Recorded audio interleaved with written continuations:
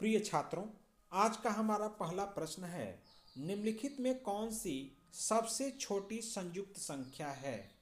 तो इसका right answer होगा 4। क्योंकि हम जानते हैं संयुक्त संख्या किसे कहते हैं, पहले हम उसके परिभाषा को देखेंगे। तो वैसी संख्या जिसके कम से कम 3 गुणनखंड हो उसे हम संयुक्त संख्या कहते हैं।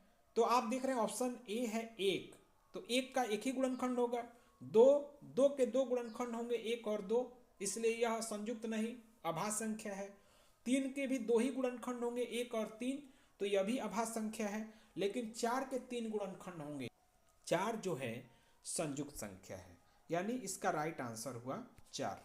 अगला प्रश्न है कि पाई है, पाई क्या है? तो पाई एक अपरिमेय संख्या है, हम लोग बहुत पहले से पढ़ते आए हैं, तो याद रखेंगे, यानी इसका राइट आंसर है ऑप्शन ए। क्वेश्चन नंबर 3 है कि निम्नलिखित में कौन अपरिमेय संख्या है? तो अपरिमेय संख्या हम उसे कहते हैं जो रूट में हो और जिसका परिपूर्ण वर्गमूल न निकले। तो हम देख रहे हैं जो पहला ऑप्शन है √3/12, यदि 12 को 3 से विभाजित करें तो यह आएगा √1/4, और रूट में 1/4 है, इसका वर्गमूल करें तो 1 का तो 1 होगा और 4 का 2 वर्गमूल निकल जाएगा, यानी इसका प्राप्त होगा 1/2। तो हम देख रहे हैं कि यह स्पष्ट वर्गमूल इसका निकल जा रहा है, तो इसलिए यह अपरिमेय संख्या नहीं होगा। अगला ऑप्शन है हमारा √2/10, यानी अगर इसको 2 से हम 10 में भाग दें, यानी 10 को 2 से विभाजित करें तो यह आएगा √1/5।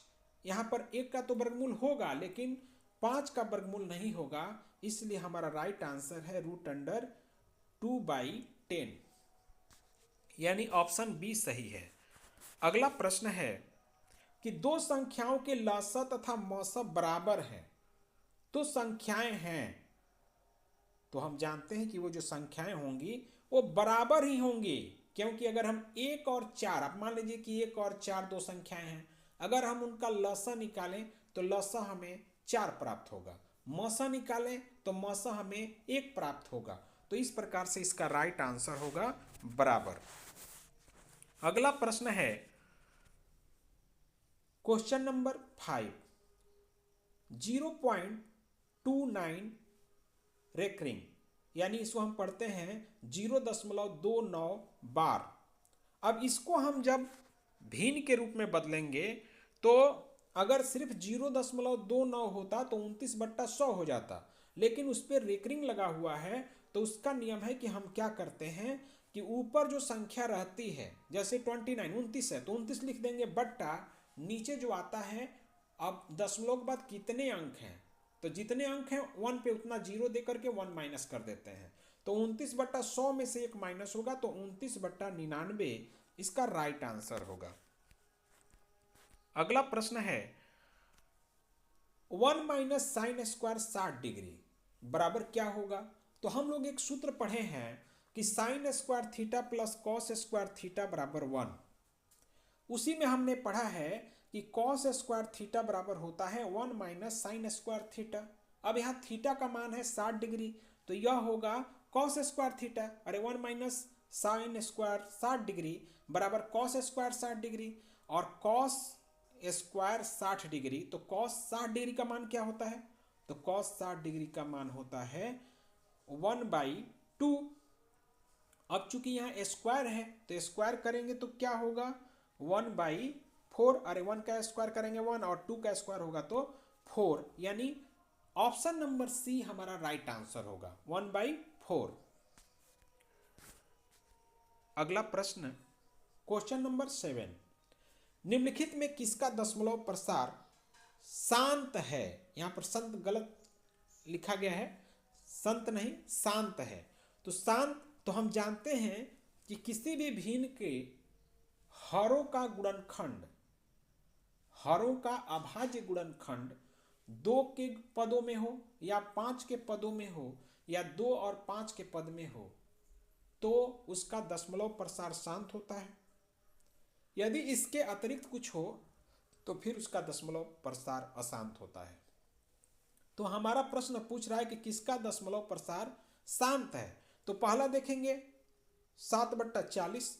अगर 40 के गुणनखंड हम करेंगे तो यह आएगा 2 गुणे 2 गुणे 2 यानी 2 दूनी 4 दूनी 8 और फिर इंटू 5 यानी 5 तो होगा 8 पचे 40। तो देख रहे हैं कि इसके हरों का जो गुणनखंड है वह 2 और 5 के अभाज्य संख्याओं के रूप में है।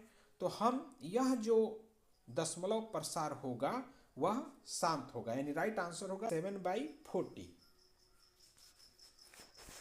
अगला प्रश्न है निम्नलिखित में किसका दशमलव प्रसार अशांत है। तो अभी आप बताएं।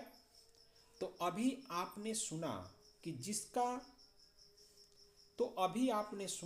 कि हर के जिस हर का अभाज्य गुणनखंड 2 और 5 के अतिरिक्त कोई और अंक होगा उसका दशमलव प्रसार अशांत होगा।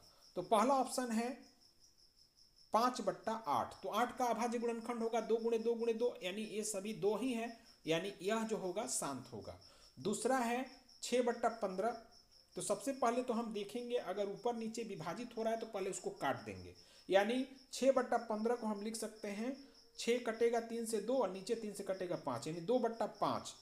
तो ऊपर 2 नीचे 5 यानी 5 हो गया। तो फिर ये भी क्या होगा, शांत होगा। इसके बाद से 19/512।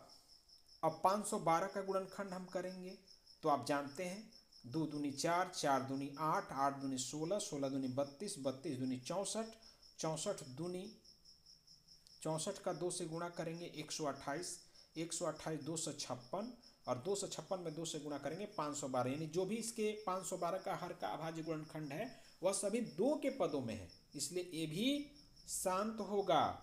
लेकिन जो 31/343 है, अगर 343 का गुणनखंड हम करें तो 7 गुणे 7 गुणे 7 होगा, 7 7 49 और 49 में 7 से गुणा करेंगे तो 343 हो जाएगा।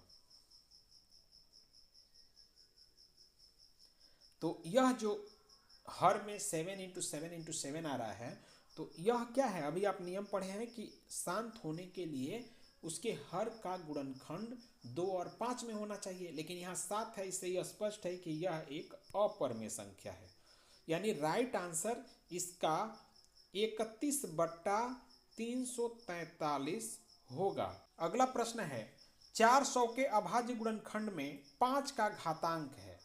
तो आप ध्यान दीजिए 400 के अभाज्य गुणनखंड में, तो अगर हम 400 का अभाज्य गुणनखंड प्राप्त करें तो हमें प्राप्त होगा 2 गुणे 2 यानी 2 दूनी 4, फिर 4 दूनी 8, फिर 8 दूनी 16, फिर 16 पचे 80 और फिर 80 में 5 से गुणा करेंगे तो 400 होगा।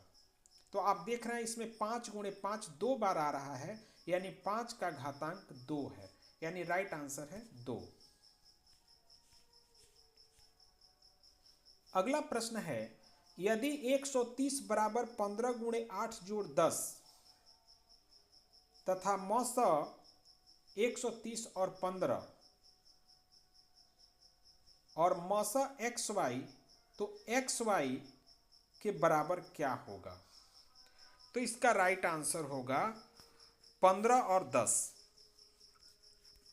अगला प्रश्न है कि √125 का परमेयीकरण गुणांक है। तो ध्यान दीजिएगा करणी का जो घात है यहाँ दिख रहा है, कुछ नहीं है तो 2 होता है। अगर हम 125 का अभाज्य गुणनखंड ज्ञात करें तो होगा 5 गुणे 5 गुणे 5, यानी अगर रूट में 1 5 और हो तो फिर 5 5 के जोड़े लगेंगे और एक जोड़े से एक संख्या यानी एक अंक 5 बाहर निकलेगा।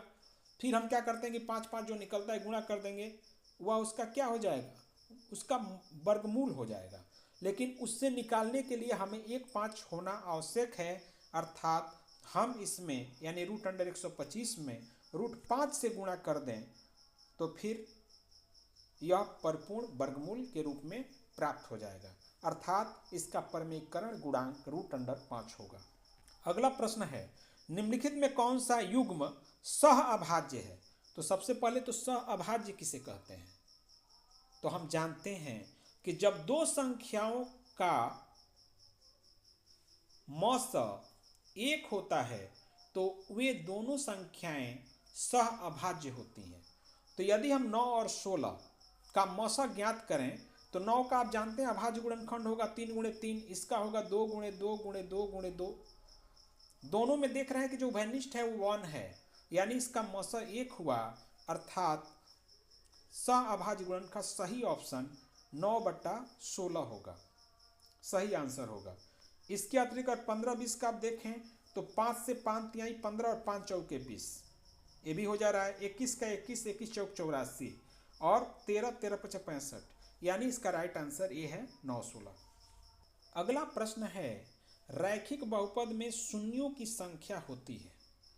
तो शून्यों की संख्या रैखिक बहुपद है, इसका मतलब उसमें जो चर पद है उसका घात 1 है, और किसी बहुपद में चर के जो ही घात होते हैं उसका उतना ही हल निकलता है। यानी अगर रैखिक है तो उसके चर का घात 1 होगा, इसका अर्थ यह हुआ कि उसका एक ही शून्यक होगा, यानी इसका राइट आंसर होगा सी यानी 1। अगला प्रश्न है, बहुपद x-1 का शून्यक है। तो किसी भी बहुपद का शून्यक ज्ञात करने के लिए हम उसे इक्वल टू 0 के बराबर कर देते हैं, और जब हम लिखेंगे x-1 इक्वल 0 तो x बराबर -1 इधर है तो उधर जाएगा तो +1, यानी इस बहुपद का शून्यक 1 होगा, यानी 1 राइट आंसर होगा। क्वेश्चन नंबर 15, किसी द्विघात बहुपद के शून्यक यदि -4 एवं 7 है तो द्विघात बहुपद होगा। तो ध्यान रखें, शून्यक दिया गया है और बहुपद का शून्यक को हम अल्फा और बीटा मानते हैं, और उसके जो समीकरण निकालने का जो सूत्र होता है वह होता है x² - alpha plus beta into x plus alpha into beta. और जब हम इसमें -4 अल्फा के स्थान पे एवं बीटा का स्थान पे 7 रखेंगे यानी 7 रखेंगे, तो हमें जो समीकरण प्राप्त होगा वह होगा x² - 3x - 28। आप इसे हल कर सकते हैं। अगला प्रश्न है, एक द्विघात बहुपद के शून्यकों का योग तथा गुणनफल क्रमशः 5 तथा 6 है तो द्विघात बहुपद होगा। तो सूत्र हमने अभी आपको बताया, उसका सूत्र होता है x² - alpha plus beta into x. तो यहाँ पर गुणनफल और जोगफल, यानी जोगफल दिया गया है 5, गुणनफल 6 है, तो अगर हम उसमें रखें तो यह होगा x² - 5x और प्लस 6, यानी x² - 5x प्लस 6, जो ऑप्शन होगा वह सही ऑप्शन होगा। अगला प्रश्न है, यदि बहुपद y² - 6y प्लस 8 के शून्यक अल्फा तथा बीटा हैं तो अल्फा इंटू बीटा का मान क्या होगा? तो हम जानते हैं कि अल्फा इंटू बीटा अर्थात मूलों का गुणनफल बराबर होता है c/a, और यहाँ पर हम देख रहे हैं कि बहुपद में c का मान 8 है और a का मान y का गुणांक 1 है, यानी 8/1, यानी राइट आंसर है 8। क्वेश्चन नंबर 18 है कि बहुपद fx equal 3x² - 7x plus 2 तो f-1 का मान है। यानी यहाँ पर करना क्या है कि जहाँ x है वहाँ पर -1 रखना है। तो हम अगर रखेंगे 3 इंटू -1 का स्क्वायर, तो -1 का स्क्वायर करेंगे 1, यानी 3 इंटू 1 यानी 3 होगा, फिर -7 इंटू -1 तो माइनस प्लस 7 में हम 1 से इंटू करेंगे तो +7 हो जाएगा। तो इस तरह आप देख रहे हैं 7 3 10 और 10 और 2 12, यानी इसका राइट आंसर होगा 12 यानी 12। अगला प्रश्न है, बहुपद x² - 3 के शून्यक हैं तो इसके शून्यक क्या होंगे? तो अभी बताए कि किसी भी बहुपद के शून्यक ज्ञात करने हो तो हम इक्वल टू 0 करते हैं, यानी x² - 3 इक्वल 0, यानी x² इक्वल 3, और जब इधर से स्क्वायर हटाएंगे यानी x बराबर करेंगे तो √3, और जो भी संख्या यानी कोई भी संख्या यदि रूट में हो तो प्लस माइनस दोनों चिन्हों में होती है, अर्थात बहुपद x² - 3 के शून्यक होंगे √3, -√3। क्वेश्चन नंबर 20 जो आज का हमारा लास्ट प्रश्न है, निम्न में से कौन 6x माइनस 2y इक्वल 0 तथा 10x प्लस 2y इक्वल 32 का हल है। तो हमको करना क्या है ना कि जो x y जो हल दिया गया है हम उसमें रख के ट्राई कर लेंगे। अगर इक्वल टू 0 या अगर समीकरण 2 में रखते हैं तो उसको हल करने के बाद 32 आता है तो वह फिर क्या है, हमारा हल है। ऐसे हम इसे लुप्तीकरण या विस्थापन, जिसे हम प्रतिस्थापन विधि भी कहते हैं, या वज्रगुणन, किसी भी विधि से हम इसका हल निकाल सकते हैं।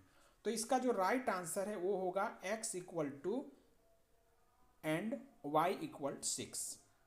तो यही हमारा आंसर होगा। ठीक इसका दूसरा वीडियो जो क्वेश्चन नंबर 21 से लेके 40 तक होगा, बहुत जल्दी आपको मिलेगा। यदि यह वीडियो आपको अच्छा लगे तो आप हमारे चैनल को सब्सक्राइब करिए, लाइक करिए। पूरी वीडियो देखने के लिए धन्यवाद।